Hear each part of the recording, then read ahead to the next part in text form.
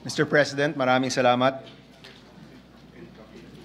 Mga kababayan at kapwa ko Pilipino, karangalan ko po ngayon na pag-usapan ang isang bagay na nakakabahala sa pamilyang Pilipino at sa ating kabataan, ang estado ng ating edukasyon. Since my first term, educational reform has long been one of our core advocacies. Now, as I rejoin the Senate and as your Chairman of Education, I remain committed to prioritizing reforms in this sector as it will affect generations of Filipinos and the future of our dear nation. But before I discuss the crisis in our education system, I must thank the Second Congressional Commission on Education, or EDCOM, co-chairpersons Senator Sherwin Gatchalian, Senator Alan Peter Cayetano, Congressman Roman Romulo, and Congressman Mark Go. I also want to thank EDCOM Commissioners Senator Loren Legarda, Senator Coco Pimentel, Senator Joel Villanueva, Congressman Jude Asidre, Congressman Khalid Dimaporo, Congressman Pablo John Garcia, and the EDCOM Technical Secretariat led by ED Dr. Carol Markey. Lastly, I'd also like to recognize our current Secretary of Education and our former colleague, Secretary Sani Angara, for his work in beginning these necessary reforms. I met with Secretary Sani recently, and we aligned on priorities and committed to support DepEd's priority bills. The EDCOM report was groundbreaking in its frank assessment of our educational system, and we want to commend their courage, their honesty, and commitment in identifying the depth and breadth of issues. Rather than glossing over and sugarcoating these concerns, it is clear that their critique comes from a place of care for our youth and desire for solutions. Matagal na po nating paniniwala na ang unang hakbang tungo sa reforma ay pagtukoy sa problema. At dahil sa EDCOM report, nagagawa po natin yan ngayon.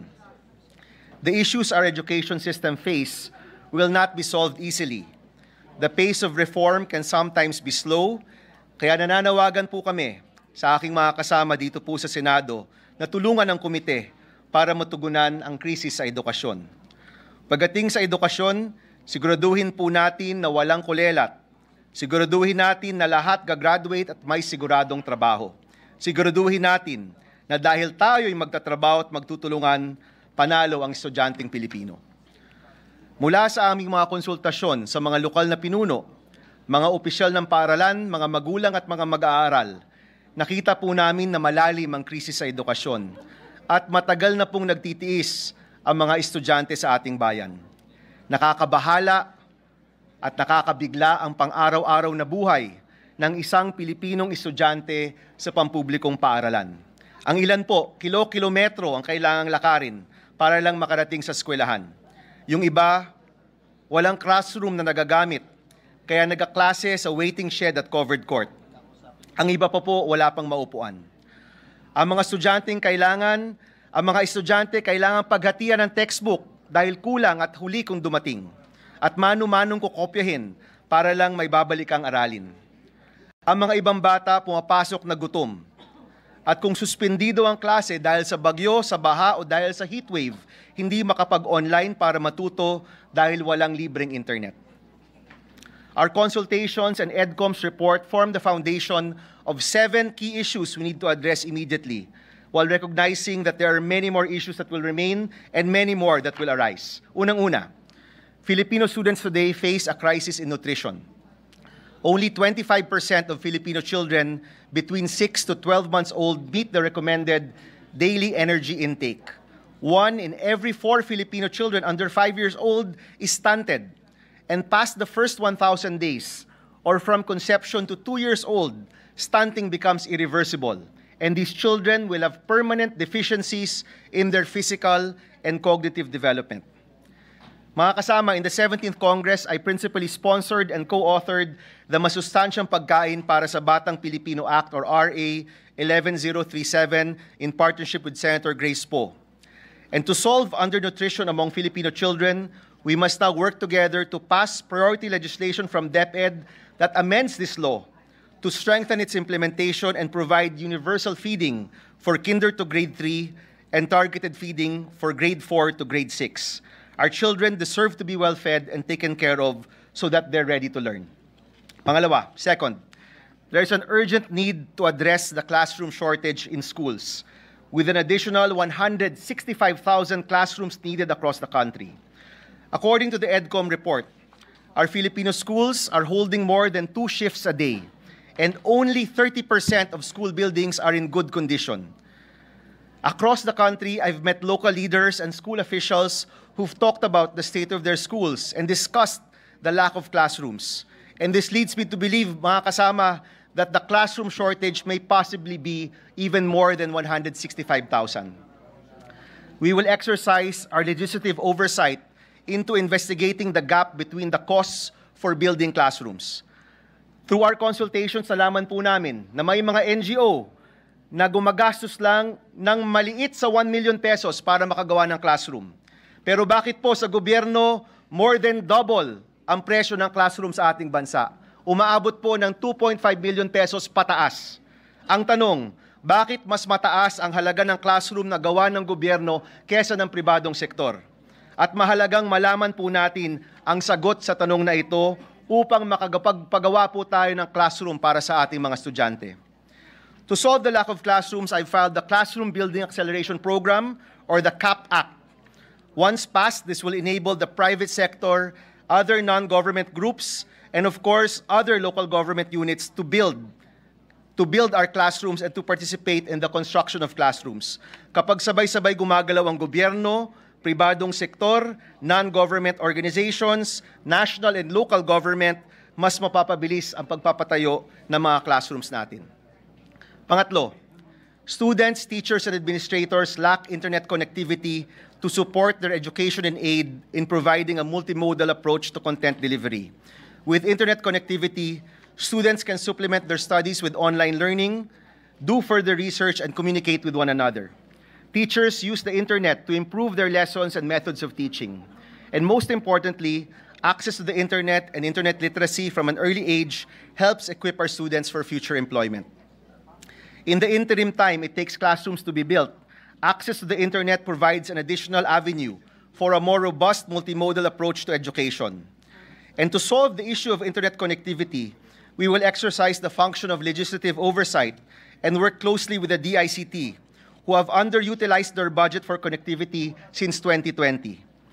As the principal sponsor of the Free Internet Access in Public Spaces Act, which is also called the FIAPA Law, ipapatupad po natin ang paglagay ng internet sa ating mga public schools. I recently met with Secretary Aguda of DICT, who committed to the full implementation of this law by the end of 2025. And during last Monday SONA, inulit po ito ng Presidente na priority makonect ang ating public schools sa internet. Our students and teachers deserve every possible method to access learning materials and should not be burdened by additional costs to access the internet. Pang-apat, Filipino students still lack access to textbooks. According to the EDCOM report, at the halfway point of the current school year, ngayong Enero po, only 37% of textbooks titles were delivered for grades 4 and grade 7. Ibig sabihin po nun, kalahating taon tapos na, pero mas mababa sa kalahati ang mga textbook na nakukuha ng mga estudyante. Hindi po na-deliver ang mga textbooks ng mga estudyante natin. And friends, this is not a budget issue, this is a systemic issue, from textbook development, procurement, publishing, and even delivery. Coupled with the implementation of the Free Wi-Fi law, our stopgap solution to the lack of textbooks is the e-Textbook Para sa Lahat Act. Once passed, this law will require the digital availability of all DepEd-approved textbooks for basic education on all official platforms or authorized channels for free. Ibig sabihin po nun, sa kauna-unahang araw ng pag-aaral ng mga estudyante natin, ang mga textbooks na hindi pa po na-deliver sa kanila, pwede nang ma-access online. Our students should be able to access the textbooks on time, whether in print or on the internet. Panglima, teachers are overworked, underpaid, and significantly lack support. 2 out of 3 teachers report working on over 50 non-teaching tasks and work more than 40 hours a week. Reports have shown that it takes a teacher 15 years to move from teacher 1 to teacher 3, where they earn around 30,000 pesos. And some schools have 500 teachers but only 4 non-teaching personnel. And only 45% of public schools have a designated school principal. Our teachers are overburdened and can't do what they want and what they need to do, which is to teach our children.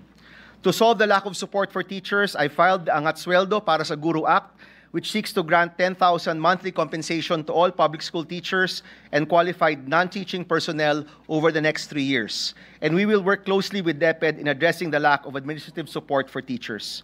Another reform that was suggested to us by DepEd is to amend the Philippine Teachers Professionalization Act to provide alternative pathways to teacher licensure, to strengthen oversight of underperforming teacher education institutions, and ensure greater transparency and quality in the licensure process.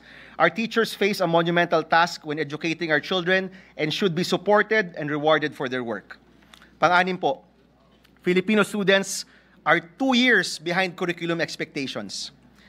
EDCOM reported that there are grade 3 students who have grade 1 level competencies in reading and math, 2 years behind. They also report that grades 8 and 9 students struggled with basic subtraction and multiplication in the recent DepEd learning camps.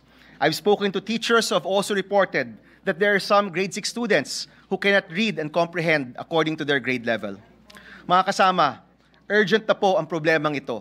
There is a learning gap in our country at kung hindi po natin tutugunan, mas lalaki pa ang learning gap na ito. We recognize the urgency to address this gap in the current curriculum with supplemental, remedial programs, and of course, possibly even changes in the curriculum. To solve this issue, we will work closely with the agencies on properly implementing the K-12 system and strengthen the National Learning Recovery Program.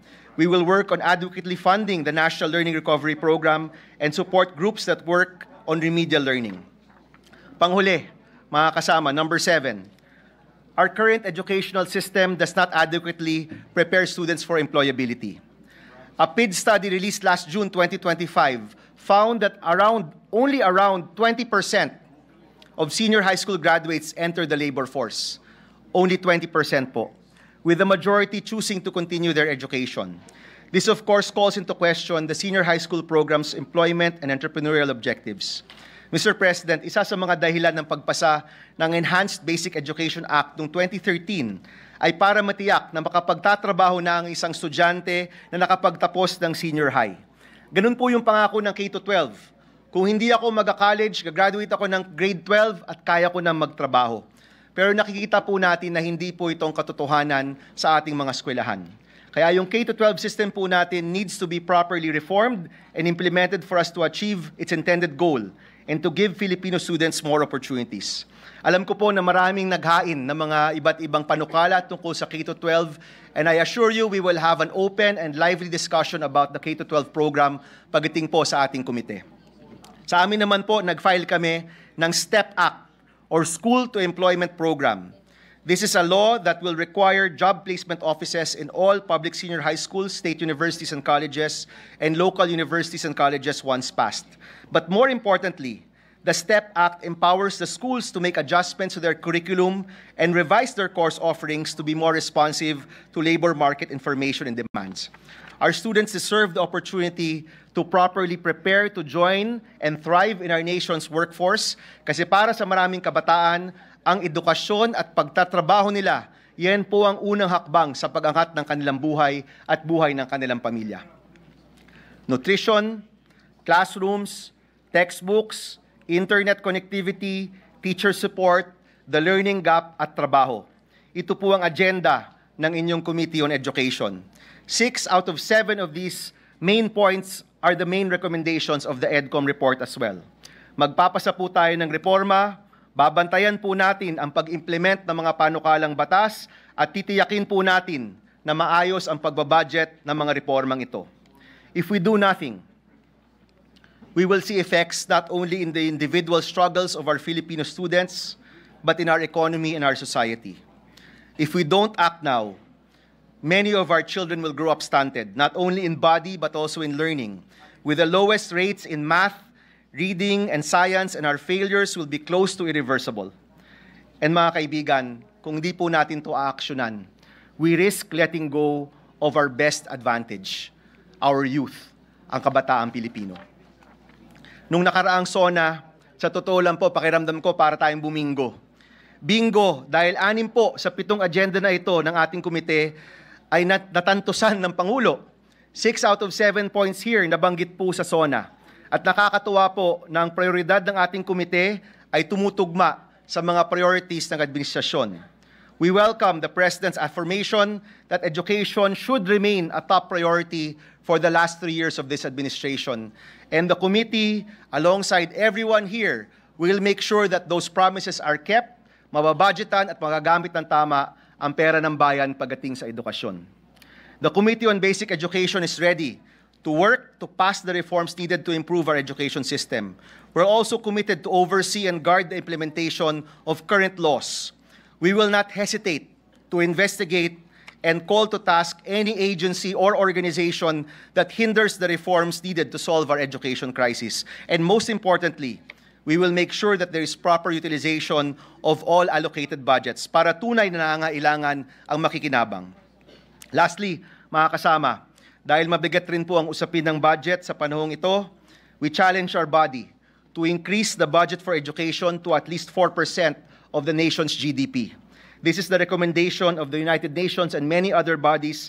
Alam ko po, palapit po tayo sa numerong ito. Baka po, for 2026, malampasan natin ang 4% of GDP at mabigay natin ang nararapat na pondo para po sa edukasyon.